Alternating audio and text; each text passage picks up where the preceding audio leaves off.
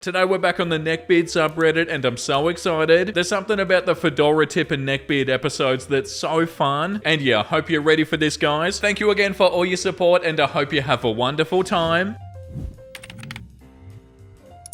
Average Western character design. How am I losing this fight? Because you're a straight white male. Amazing Japanese character design. Yeah, American game developers are loser leftists who project their woke fantasies on the rest of us. At this point, I'm fine with only buying JRPGs now. And to make their point, they're using Thor from Ragnarok. Like, what are you talking about? What's wrong with that character design? We just started and I'm already confused. The cute Asian girl saying that she would date a Western man. The ones hyped in the comments. This comment, Neckbeards when the Japanese woman doesn't act like a hentai character from their cultured tastes. Very angry. Oh, my lady, you're nothing like I imagined. Oh, that's right, because I wasn't imagining a real human being. BYG, casually strolling lolly threads at lunch break. Coworker walks past and does a double take. What the hell is that? Are those kids? Don't care. It's fictional. Seething coworker runs to manager and screams to him. Manager walks over. Have you been viewing you know what at work? No, just cartoons. Look, show him open lolly thread. Well, that's certainly strange, but I can't do much about it. Just don't look at this stuff at work. Indifferently turn back around and continue browsing. Why the hell aren't you firing him? He's a bloody, you know what a file. Completely ignoring seething coworker. Ends up calling the police at 2 a.m. Two officers walk in to talk to me. We hear you've got some pretty nasty stuff on your phone. Anything we should know about? Oh no, it's just cartoons. Look, nonchalantly show them the lolly thread. Officers walk out chuckling to themselves while coworker has an aneurysm. And what, you're proud of this? And also, like the top comment says, press X to doubt. But even if people are making up stories like this, that's also not good. Making it out like this is something to be proud of. Or like if this did happen, you'd be a super badass. Nah, okay. Dudes, she used to be bad in high school. She fell off. The dude. Yeah, like that subreddit where people rate other people's appearance. Like, bro, this person is only like a, what, 25 out of 10? Not good enough, okay? The virgin white girl versus the Chad Asian girl. Okay, here we go. The virgin white girl is not a virgin. The Chad Asian girl saves herself for her husband. The virgin white girl, old and haggard looking. The Chad Asian girl, cute and childlike in appearance. Oh god. You just said childlike in appearance? And what, you don't see any problems with this? The white girl secretly wants a black guy. The Asian girl loves and appreciates her white boyfriend. The white girl acts like an adult. The Asian girl loves ego, acting cute and youthful. The white girl only knows one language. The Asian girl knows 3 languages and teaches you hers. The white girl is too small and has weird bags of fat. The Asian girl tiny and adorable with a flat chest. The white girl doesn't want kids. The Asian girl will give you cute Harper daughters. The white girl thinks that anime is for kids. The Asian girl will watch shoujo anime and K-drama with you. Yeah, so that was bloody revolting and unsettling. So they don't like it when somebody acts like an adult. They do like it when somebody is cute and childlike in appearance and tiny and adorable with a flat chest. And they like it when they're acting cute and youthful. Yeah, that's like 4 or 5 red flags right there. Yeah, like this comment says, cute and childlike in appearance. People like this have a way of betraying what they're really like on the inside. Yeah, that was so gross. Random kid. You still like Harry Potter? Me? Grow up. If enjoying one of the greatest and most groundbreaking literary and cinematic masterpieces of all time means I need to grow up, then sure, I'll grow up. Oh wait, I already did. I'm 43, loser. So what, 43 and calling a random kid a loser? Oh yeah, awesome. The top comment says, a simple, nah, I like what I like, thanks, would have sufficed. Yeah, 100%. Didn't need to call a random kid a loser, because if you're a grown adult and you're calling kids losers, the kids aren't the ones that look like losers. Be me. White, tall, muscular, Germanic. I've had 20 to 30 girlfriends. I stopped counting. My ultimate and my best girlfriend ever is not white. She's tiny and from South Korea. She's by far the most faithful girlfriend ever. I would trust her with my life. She's very smart and funny. She studied German language and literature at college, but I need Germanic sons. She can't deliver deliver? What do I do? This is the best girlfriend I was ever gonna get, ever. Should I leave her just because of her skin color? The top comment says, neckbeards are just writing fan fictions of the lives they wish they had. Yeah, that's 100% what this is, isn't it? And also 20 to 30 girlfriends. But yeah, that was hard to read, like all of these. For online daters, women peak at 18, while men peak at 50, study finds. Oh, okay, the top comment says, man, people here really need to learn how to read more than just the headline. It's talking about when groups get the most messages on dating sites. It's a look at where the focus from the other gender is and what takeaways can be taken from it. It talks about how basically men on these sites care more about looks than they do other aspects. One of the paragraph headers is caveman mentality persists. And also this comment, any guy in his 30s has nothing in common with an 18-year-old girl. It's so weird and gross. I'm 38 and an 18-year-old girl is basically another species to me. I don't even think we speak the same language. Women do not peak when they're still a teenager. What the hell? Yeah, 1000%. Weak men without children remain in a childlike state. Agree or disagree? Weak men will tell you that having kids is too hard. Strong men will tell you it's the best thing in the world. Yeah, but people don't just not have kids because it's too hard. Some people are completely not interested in having kids. And also don't make people feel like they should have kids when they don't want to have kids. You don't peer pressure people into having children. They'll end up being awful parents. And yeah, if you don't want them, of course you're not weak. Neckbeard kisses my hand and then bites my neck. Okay, first of all, if I make a mistake in writing or grammar, sorry. Spanish is my native language, but I've been learning English for 5 years. But still, I'll use the damn Google Translator to translate this up. Well, it was something like that. I may not remember something since this happened a while ago, and I also have a crappy memory. Yeah, that makes two of us. Me and my girlfriend, whom we'll call May, had gone out to eat at a mall. May is an incredible person. She's tall, 6'3", strong, and she treats me as if I were her daughter. I'm practically short and flat chest. I measure 5'2". Then May and I went to an arcade for a while, and then we rested right there. We were talking about what we should do next until a big guy about 5'7" with a beard that reached his neck started to approach us when we noticed that May and I were wearing Zelda shirts. He sat right at the table where we were without even asking if he could sit with us, and then asked us, "How are you on this beautiful day, my beautiful damsels?"